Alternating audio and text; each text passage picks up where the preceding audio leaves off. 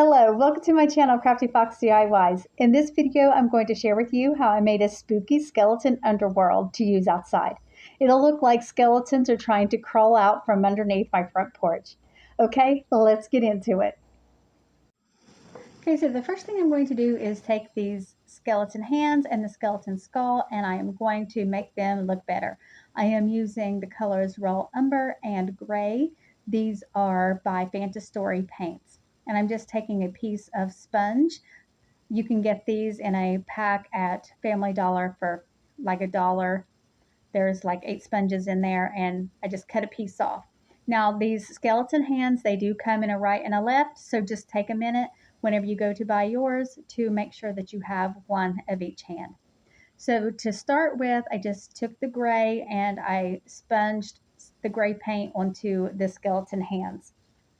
You don't have to give it a real thick coverage, but I just wanted to cover up some of the yellowness that was on these hands. Then I'm going to take another piece of sponge and I'm going to use the brown, and I am going to go over the gray. I did, as you've seen, use my hairdryer to dry the paint in between each of the colors. Then I just sponge on some of the brown paint, and then once again I use my hairdryer to dry this. You could let this air dry, but I wanted mine to get done faster, so that is why I'm using the hairdryer. And then I go back over top of the brown with the gray again. This is going to mute down some of the brown, and it creates a nice texture because you're using the sponge brush.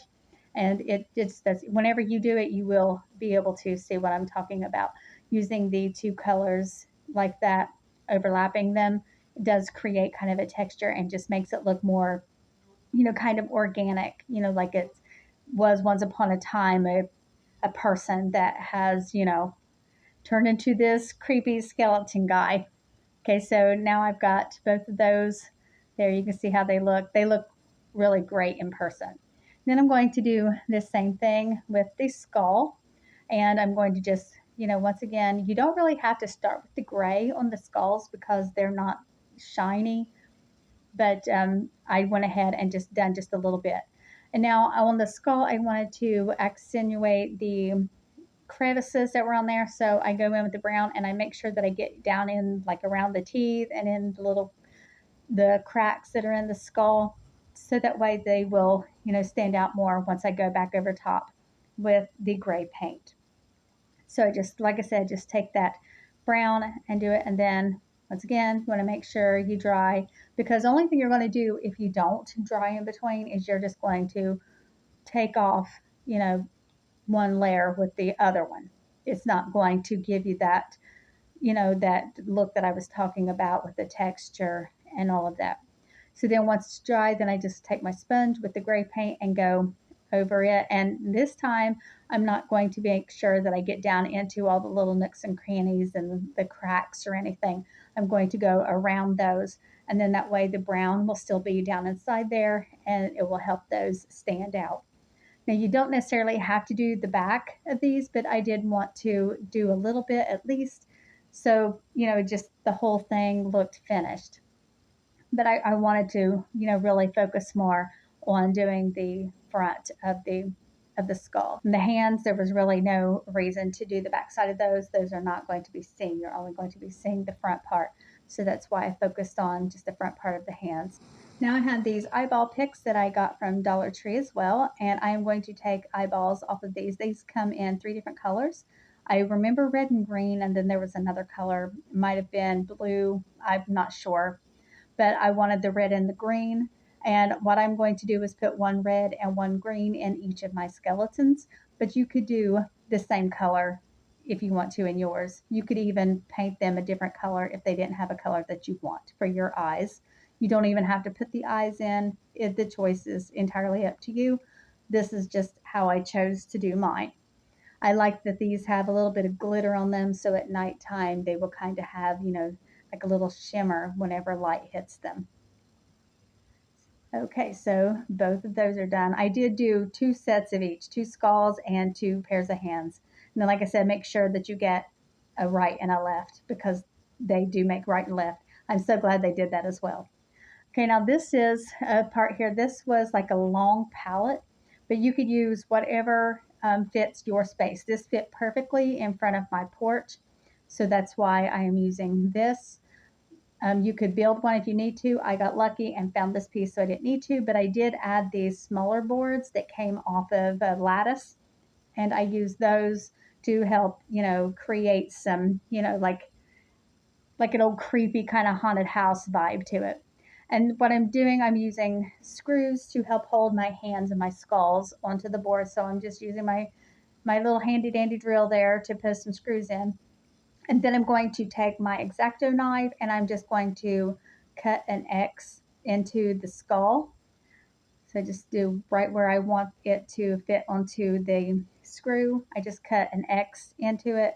And then just be careful when you do this, because it is plastic and these knives are sharp. That way you don't accidentally cut yourself. It would be a mess. So then once I get my cut in there, then I just take it and slide the skull onto the screw. Then I'm going to determine where I want my hands. And then I decided that this one wasn't even going to need a screw. It just slid and was nice and tight in behind that board there. And then the other one, I fixed a screw onto another part of the board there and cut an X into my hand and slid that onto that screw that I had put in there. So here I go putting the screw in. And then, like I said, I'll use my X-Acto knife to cut my little X in there and slide it over top of the screw as well. It's very, very simple to do. And like I said, they are plastic, so they're easy to cut. They also have glow in the dark hands if you would prefer doing the glow in the dark ones. But for me, I wanted these instead. So I don't know. I just thought that they would look better overall. So that's why I chose these. Now I'm going to do my second set of the skull and hands the same way. Okay, now I have these little clips I ordered from Temu. They're sticky on the back, and this is how I'm going to adhere my lights to the back of my, whatever you want to call this here. I'm not sure. I'm just going to call it a palette, so we'll know what I'm talking about.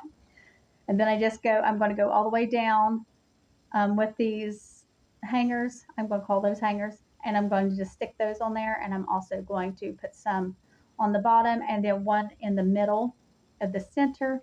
And this will allow me to string my lights across. What I got was a set of solar lights.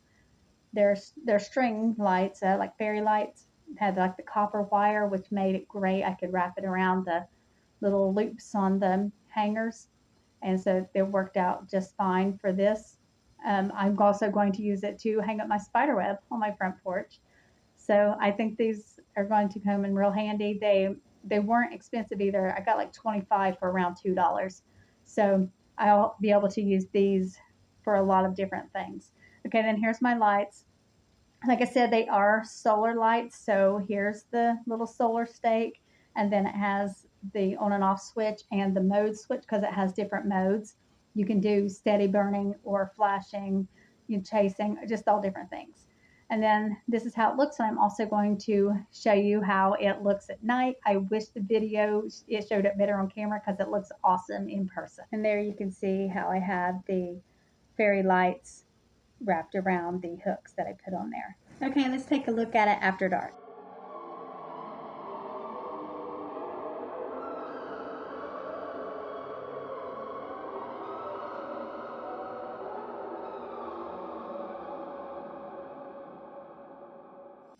Okay, that's all for this video. Let me know what you think about my spooky skeleton underworld. Thank you so much for watching, and I'll see you in the next one.